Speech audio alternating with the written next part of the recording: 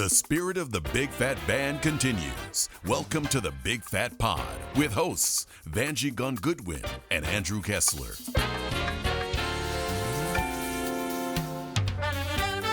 Hey, Andrew. Hey, Vangie. What is happening on the Big Phat Pod?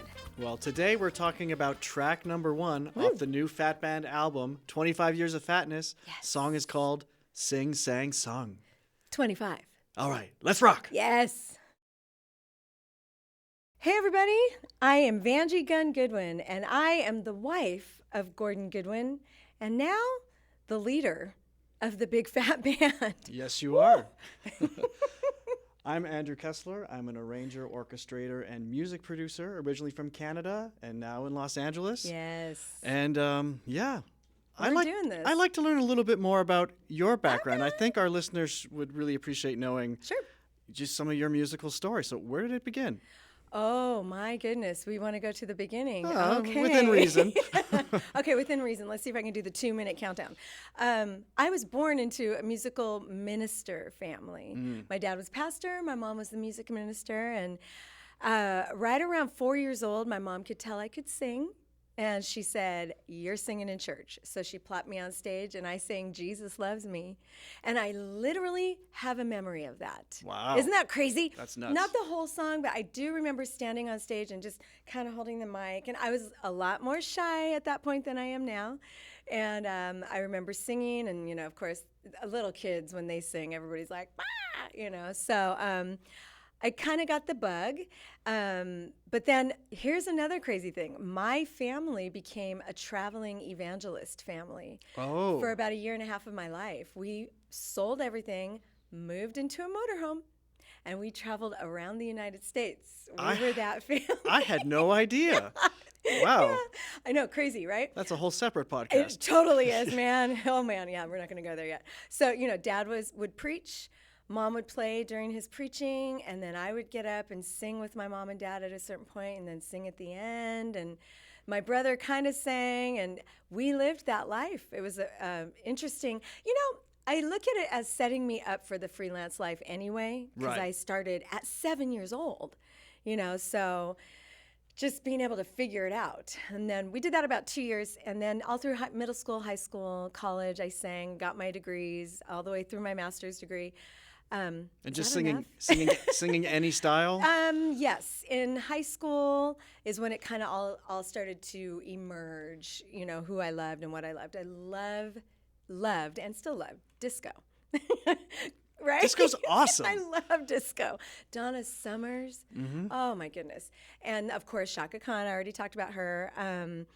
Evelyn Champagne King, oh my goodness, yes, and then Earth, Wind, and Fire. And so I listened a lot to that, Michael Jackson, Stevie Wonder, and sometimes, sorry, Mom and Dad, I would sneak listening to all that stuff because, good preacher's kid. Sacrilegious, yes. Very much.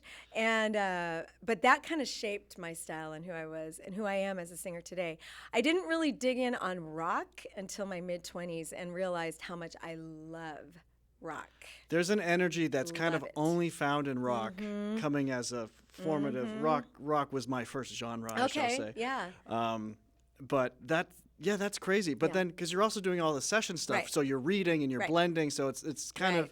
The thing is, as I'm a little bit of a singer myself, which is kind of how I know, but singing lead and fronting a band is very different from ensemble singing. Correct. And just for you to be able to navigate those two worlds successfully is pretty phenomenal. Well, early on, I did a session, and the producer said, "You can't do both. You can't be a lead singer and a session singer. You can't." And I remember standing there going, "Oh, yeah?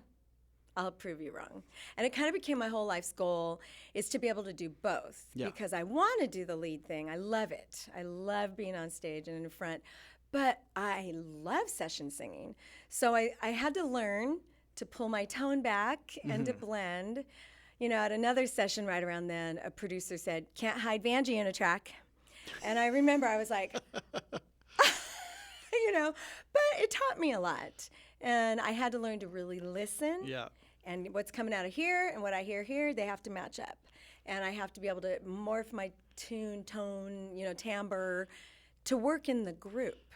Yeah, in a way to like we have 2 ears and one mouth. Correct. Is sort of the balance of like you have to listen twice as hard as you make noise. Correct. And I come kind of from the opposite background. My singing, we'll talk more about that later, but has all been ensemble singing. Okay. So for me, it was, can you pick my voice out? Because my whole ethos is just to blend. I never wanted to stand out because I always just had self-confidence issues as a singer, but I did love to sing and I love to hear all this harmony stuff. It's functional. Oh, please. Okay. But no, that's just really amazing to hear. And then through that, obviously, all your contracting and coaching and just all these great opportunities. Yeah. So, and now I'm at the point where I'm like, if you hire me, you know my sound and you want my sound. So I'm kind of like, take it or leave it. I think it's a blessing to have a sound. So many people are searching for their sound, and there's no sound more intimate than the human voice. Yeah, I agree. Yeah, so I agree. That's Thank you. awesome. How sweet. Thanks for asking. Of course. It's an amazing, weird life, and it's, as you know, feast or famine. Mm-hmm. So usually we're so busy we can barely keep up, and then there's literally nothing. And so we as responsible adults have to plan for the nothing time. We'll just wait till you have kids. Yeah. No, I don't know. But yeah, you have to plan. Mm-hmm. And it's a weird way to do it. But somehow I've done it. So yay. Well, that's a success story as far as I'm concerned. If you can make a living in not this over. Industry, yes, it's that's exactly. Right. Well, let's talk about this first track. I'm so excited. Which is Sing, Sang, Song. 25. 25. Yes. So it's one of Gordon's very, very first songs. So basically, he wrote this song as a parody to Sing, Sing, Sing.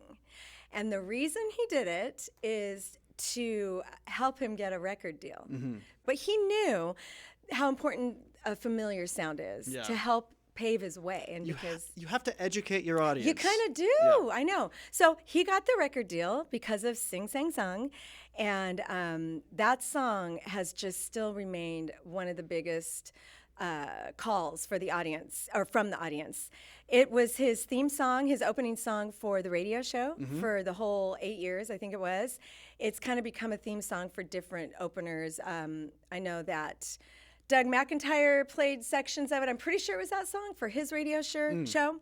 And this new version is just on fire. And we are going to interview the two solos coming up here in this episode, and that's Wayne Bergeron and Anibal Seminario.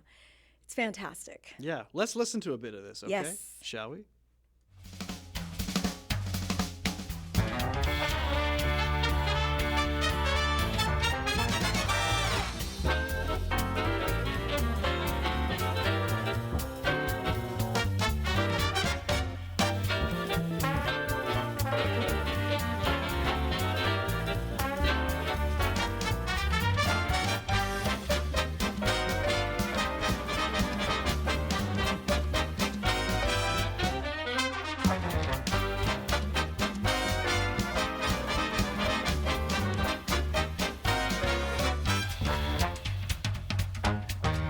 See that drum? Classic. It really is.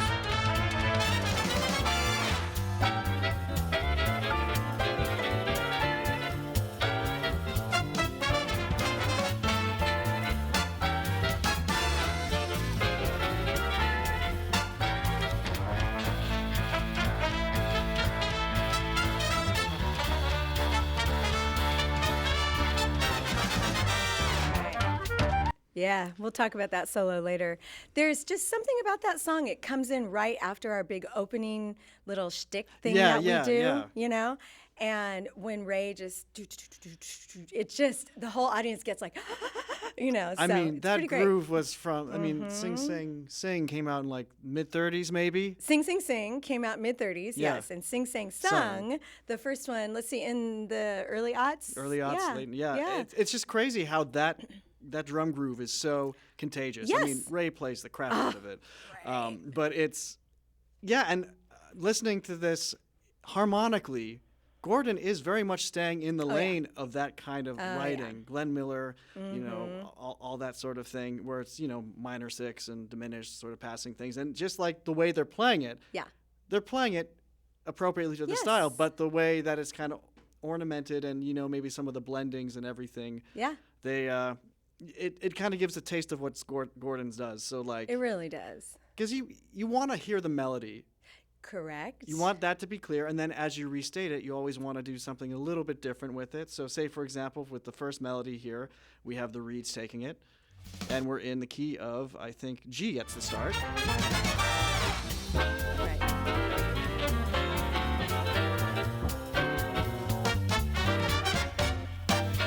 And then when we do it again, about a minute later, we're up fourth or fifth. No, we're up a fifth to D minor.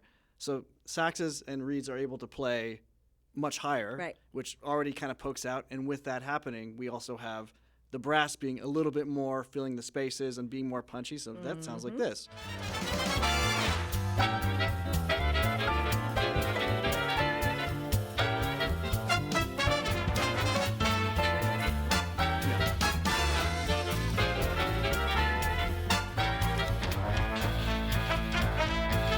Yeah.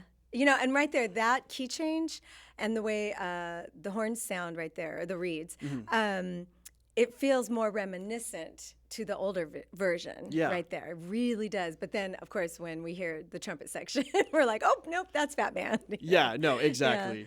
So it's just crazy. Another thing you can always hear, like say at this build where we were just stopped here, something Gordon loves to do a lot is to have some of the saxophones double trumpets and some of them double trombones for kind of this cohesive sound. Like.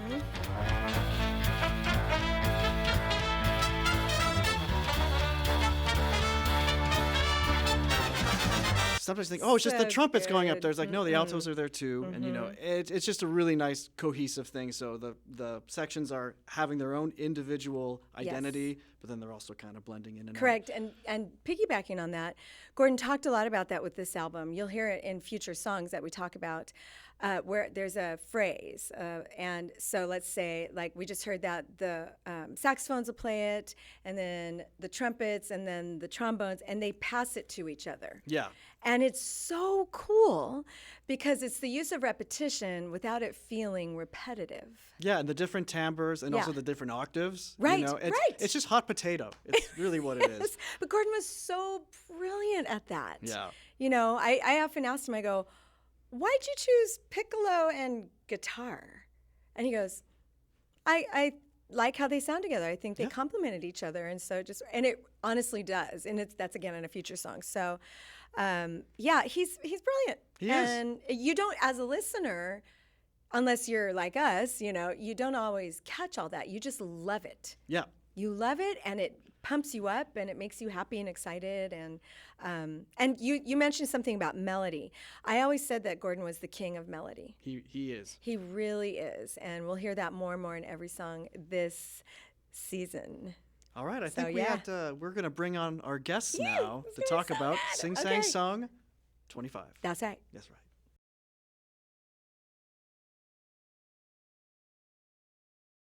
Hello, everyone. We're here with Wayne Bergeron, trumpet extraordinaire, talking about Sing Sang Song. Dish out the goods. It's one of the kind of staples for the Big Phat Band. It really is. It is, and as Gordon has told the story before of how he got his record deal, as he wrote this chart, so they would think it was something they recognized, because it starts like sing, sing, sing. Oh, I know this, Right. and it gets you interested, and it's a completely different piece of music, of course, but it's in that Louis Prima vibe, and that was on the first CD, Swinging for the Fences. Swinging for the Fences. Yeah, and so after we'd done our original session, the first session, was kind of a different band. Right. It was a lot of studio, veterans, and then I think he probably called to them for this next day, but they weren't available, so we got some different players, and those players ended up kind of being the first real Big Phat band. Oh, that's cool. Yeah. Okay. So my colleague Dennis Farias ended up playing second trumpet, who's passed away as well, unfortunately. And it was a great chart, another great session, and we finished up Swinging for the Fences on that session. I think all the other tunes that we had to do. Okay. What was it like playing Gordon's first arrangements and compositions for the Phat Band? Like, what did you notice as a player that was different or unique? Well, I was familiar with his writing, right? But I hate to say it because Gordon hated this, but the difficulty, because they put you on the edge of your seat, they weren't unplayable. Right. Nothing was ever hard for the sake of being hard. Right. Gordon liked to push the envelope, and he told me that. He goes, not everything is meant to be sight read. Right. Symphonies, when somebody writes a symphony, they're not expecting the orchestra to play it in 5 minutes. Right. It has to be learned. There's difficulty in it, and there's virtuosic moments, and you practice. Right. And so even though we got very good at reading Gordon's charts down, because you start learning the idiosyncrasies of his writing. Right. You know, I know what he does kind of, so I'm familiar with it, as well as the other players are. So that's one thing that struck me. And I learned a lot from playing all these charts about my own playing. Right. About, my inadequacies and things that I needed to step up my game at. Endurance-wise and stuff, because these are going to be long hauls. Yeah. And so you learn a lot about pacing. Right. You know, you can't go in there and just trying to be a hero, I'm just going to blast through this thing because you're going to run out of fuel. Right. You know, so I try to think, as musically as possible and as efficiently as possible. Right. And that's something I've learned from playing these charts, and I can play them now. And a little side story, and I'll be real quick. Yeah, it's good. But when he wrote the Sing Horna Puente for me, Right. I told him, I can't get through this. Oh, man. At the first rehearsal. He goes, oh, come on, you baby, you can play this. You played this. And it pissed me off so much that I figured out how to do it. Yeah, there it Because I is. told you could play it. So that's kind of, to answer your question. Right. Tough love. That's There you kind, go. that's kind of what it's like. So I was excited to be there, of course, and especially now as officially the first trumpet player. Yeah. So I felt like, man, I'm really part of this. Is going to be a special thing. We knew that Yeah. going in. I love that. But it wasn't a band yet. We weren't the Big Fat Band yet. They named that record. They called us the Big Fat Band. Interesting. But it was mainly a Okay. studio record. It was going to probably Right. be Gordon Goodwin's, whatever. Yeah. Jazzercise Club. Jazzercise. Yeah. And so I can tell you that the first gig we did, big gig, was at IAJE Okay. in Long Beach. Okay. And we played Shake Your Bones. Oh. And at the end of that chart, I'm getting chills thinking about it. I've never heard a big band audience explode like that in my entire career. Yeah. 3,000 people on their feet. Yeah. And I looked at Gordon and go, kind of think we got something Oh, here. heck Because yeah. when we realize we have something here. Yeah. Listen to this. Yeah. So it kind of grew from that. Yeah. So being part of that from the beginning That's amazing. is a real feather in my cap. And I said I wasn't proud of. This band has defined me as a lead trumpet player in many ways. So Yeah. What do you think about bringing Shake Your Bones back to the set list? let's not do that. Because I have been thinking about that. Well, it's very playable. I mean, I played it actually with some really good high school bands. Right.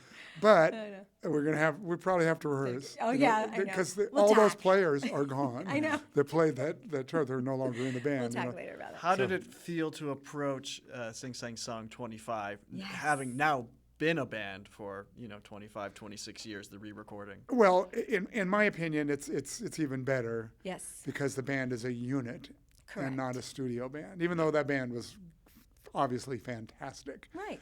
And we had guest artists, and we had Eddie Daniels, and we had Arturo Sandoval, Right. brought in these guest artists.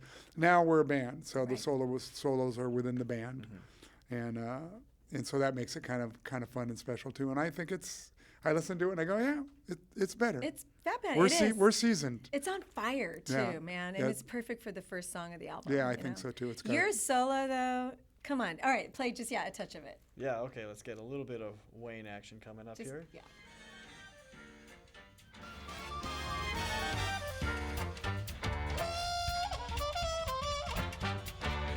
You sure that's me?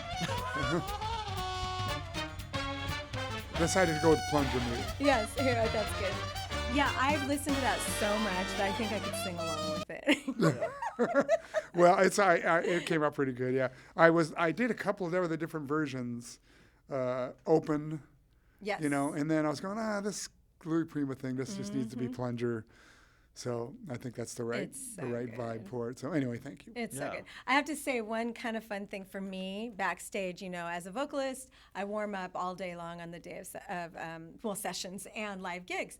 But then by the time we're like half an hour out of the gig, Wayne will be backstage kind of going like, "Dibba-dibba-dip," and I'll follow him around. I'll be like, "Dibba-dibba-dip." I always hear you doing that from a distance. I'm going to go up to an E concert here. I'm going to get I can her get to here. an E. That's about it. I'm See, I know your range from this. I think you guys need to duel on a show. We should. We really could. He'll win, please. Yeah. I mean, come on. I'm just gonna play nice. With those dainty nails, come on. I mean, come on. No, just kidding. I love it. Yeah, well, Sing Sing Song has turned out amazing, and it's the perfect song to start out 25 Years of Phatness. And it's loved. And once again, new audiences hearing it. Right. The young players Yeah. and our veteran audiences still love it and want to hear that. Yeah. Yeah. And in That's Japan, true. when they hear that, you see their faces like, oh, we're doing some of this old Yeah. stuff. They like that. you Yeah, know, and so- that was really important for Gordon too, as we were discussing this album with you, and just, all right, we got to re-envision some of the hits. And so we did. He did. Yeah. Not we. He did. Yeah. And anyway, well, thanks, Wayne, for coming in on this one. We'll see you in some other episodes. All right. Okay? Thanks for Have a having good me, one. you guys. Try Make Music, proud sponsor of the Big Fat Pod. Getting that perfect ensemble sound takes hours in the practice room. That's why they built Make Music Cloud. It's an interactive practice platform that actually listens to you play, giving you instant on-screen feedback on your pitch and rhythm.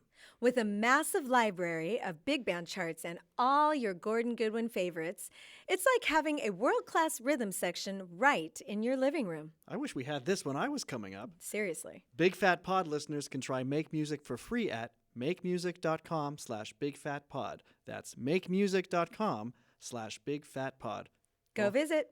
I know what I'm doing.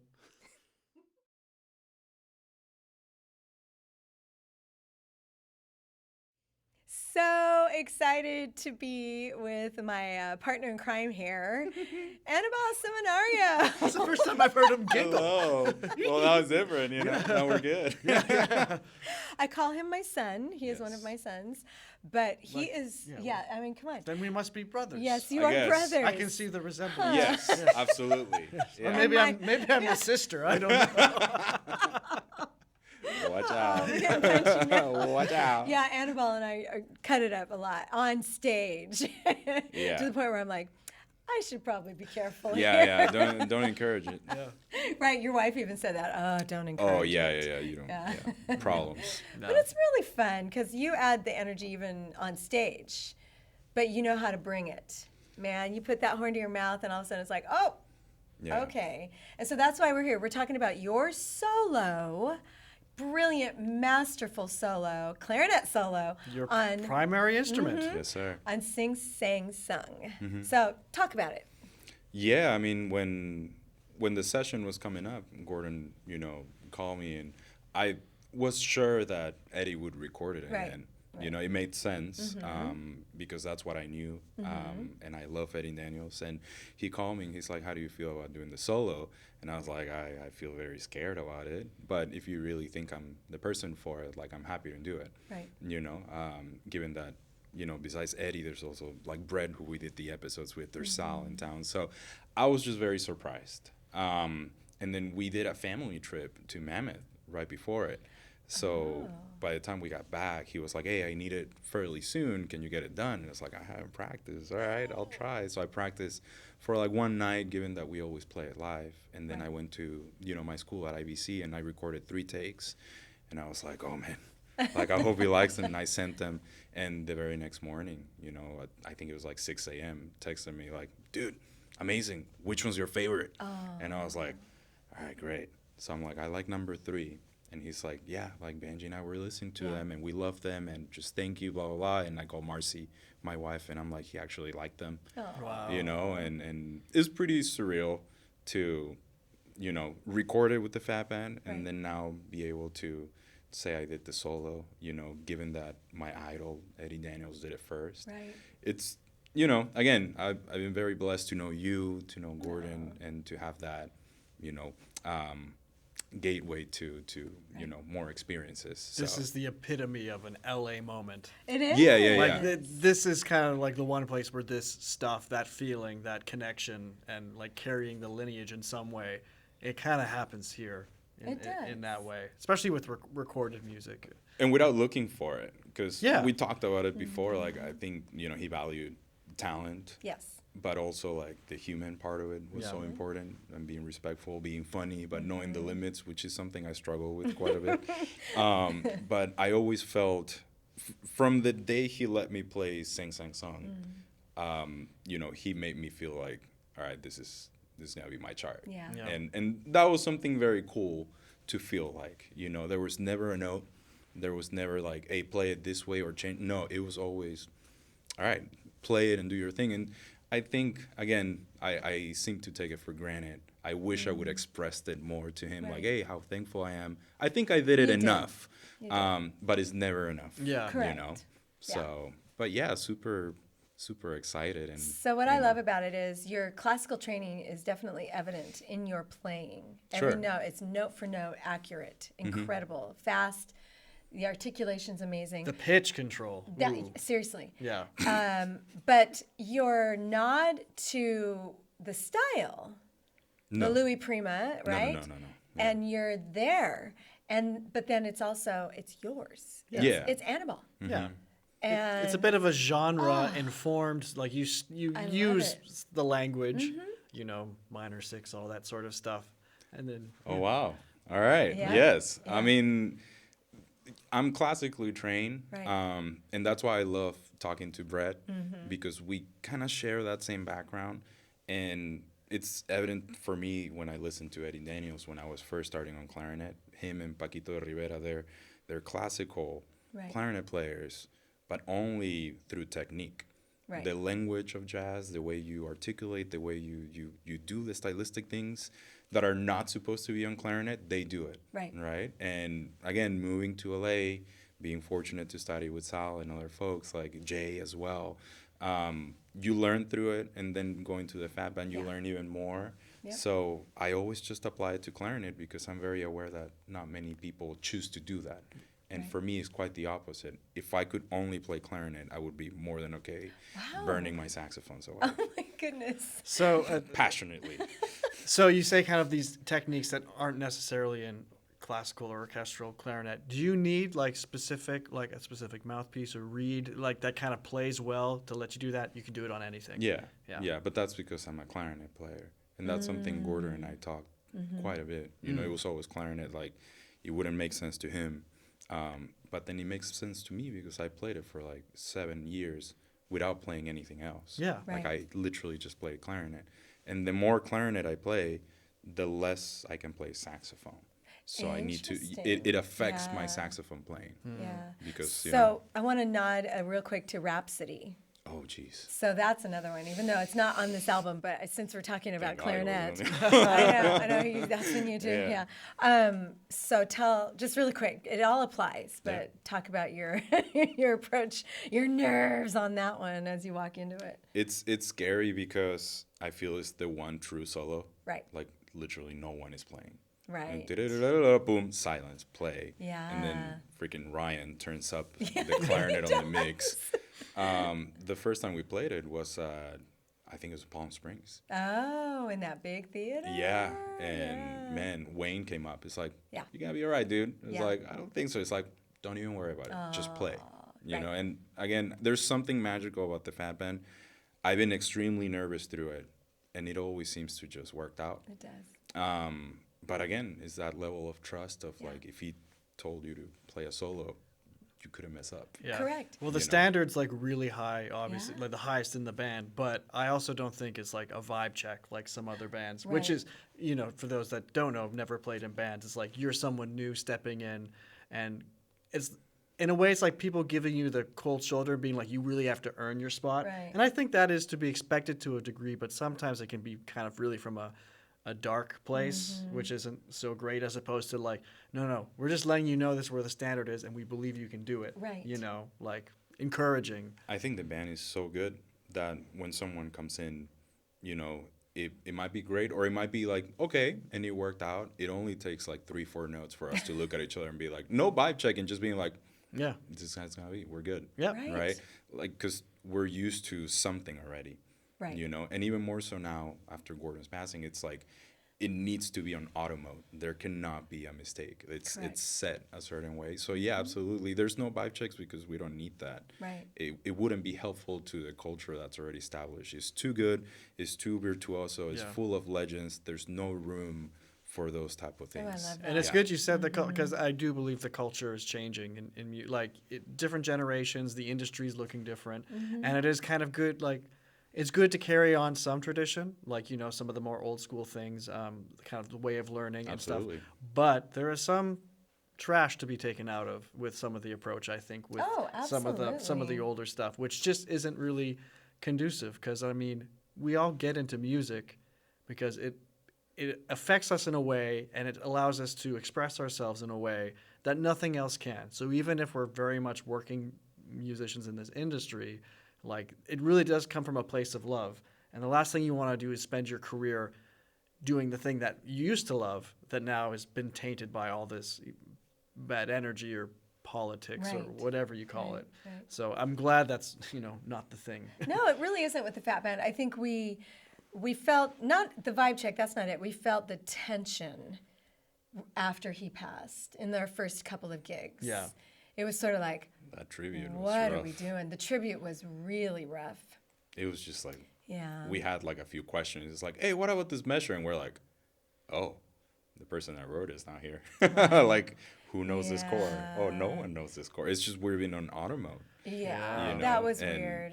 And again, like, Yeah. it's not a vibe check. I think you need some tough love. Like, when Absolutely. when I started doing it, and Sal was there. Sal's my mentor. Yeah. You know, so there would be some things I would mess up, and he would quickly be like, Yeah. not like that. Or Eric. Right. And Eric's freaking scary. Like, we would play, what's the funky one at the beginning? T.O.P. T.O.P. And Oh, yeah. I played like one long note, and he's like, that's short. And then Oh, like yeah. get back to it, and I'm like, that's, but you want that. Yeah, of Yes. course, it's You want pushing. that. Yeah. Yeah, and it's not coming from a bad place. It's quite the opposite. Yeah.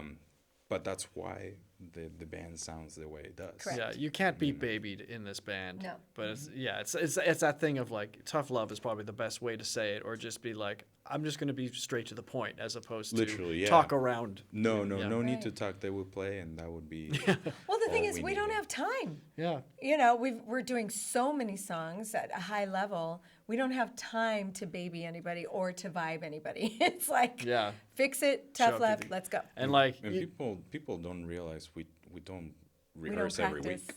no, not at we all. don't. We don't rehearse. Yeah. If there's a new tune, he would bring it the day of. We Right. would sight read it. Right. Like Glitch, sight read it in Ventura and played it, and, Yeah. and that's it. Yeah. But I like that. That's how it should be. Yeah. That's the level you want to get to. You know? Yeah. That's the dream. Yeah. Amazing. Well, Anibal, Gordon respected you hugely, hugely, and he loved your energy. Right away, man, that clarinet work. I remember after that first gig when we were driving home, he was like, "Oh yeah, we found a great at the time, great sub for Sal." Yeah, absolutely. And I said, "Yay, okay, good." And also, we love, age range, woohoo! So thank you for Oh. all you contribute, not only in your playing, your masterful playing, but in your energy and your fun. You keep our backstage rolling. Yeah, guys, that is a whole nother podcast. Yeah. that's- We'll get the youths in yeah. here. Oh, that would my be goodness. that would be a whole different animal. I'll just be like, okay, you guys go. No, with Brett, you got the north of the border and you got the south of the border. Very south. Yeah. But he was great. Yeah, He was oh, always it was welcoming. amazing. And Yeah. the one thing I did tell him was, I think I said it in Oregon, it's like, thank you. Like, I gotten fired for being myself. On just in the wrong gig. Yeah. And I was always able to be myself Yeah. at a high limit, and he would sometimes like question it. He would look at me and you could tell he's like, oh, wow, he's like crazy. But it wasn't, he knew it came from a good place, Yeah. It's something I will miss a lot, Yeah. so. He could trust me to finally go, hey, wrap it up. Yeah. He would just walk and be like, Anibal. It's like, Well- my bad. And if you really knowing Gordon, he was his own kind of crazy. Oh, Yeah. So oh, he for enjoyed it. sure. He So in a enjoyed it. way, it would be a bit Please. hypocritical to be like, you can be crazy, you can't be crazy. But no, he's like, Oh, he no. and most brilliant people are crazy. Yeah. It's just how it is. It's great. Anyway, thank you for coming in tonight and talking about this brilliant solo. Oh, my I'll pleasure. see you on the next episode. Sounds good. Thanks, Anibal. Next week on the Big Fat Pod, we're talking about track 2, Everywhere You Look. Ooh, one of my favorites. We've been doing this for a couple years now. We're bringing in Danny Kanayuki as he had an amazing solo. We're going to talk about Gordon's piano solo that's just off the charts. And there's a fun sax soli section. Ooh, say that 3 times. Sax soli section. I better not. So we're going to talk to our saxophone players, and then I'm going to expand a little bit on it as well. So do not miss out on next week's episode. You heard it here first. All right, and that about does it for us today on the Big Fat Pod. Yeah, and don't forget to subscribe wherever you follow your podcasts. And also, look for us on YouTube and Instagram at Big Fat Pod. Hey, Vangie, where can people find you online?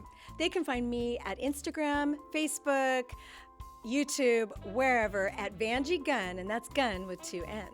And you can find me on all those same places at Andrew Kesler with 1 S. And until next time, stay shiny. Stay fat. And keep moving forward. Bye, guys. Toodles. Thanks for listening to the Big Fat Pod. The Big Fat Pod is brought to you by Good Gun Creative, Inc. Executive producer, Vangie Gunn-Goodwin. Co-host and producer, Andrew Kesler. Senior producer, Cindy Guerin. Editing, mixer, and mixing engineer, David Amaya. Consultants, research, and deep dive in all things Fat Band, Gio Washington Wright and Nick Mondello. Email us at bigfatmail@gmail.com. And don't forget to follow us on Instagram and TikTok at Big Fat Pod. Also follow us on Spotify, Apple Music, iHeartRadio, or wherever else you listen to your podcasts. And lastly, subscribe to YouTube at Big Fat Pod to see all of our faces in action. Stay shiny, stay fat, and keep moving forward. You got this, you guys.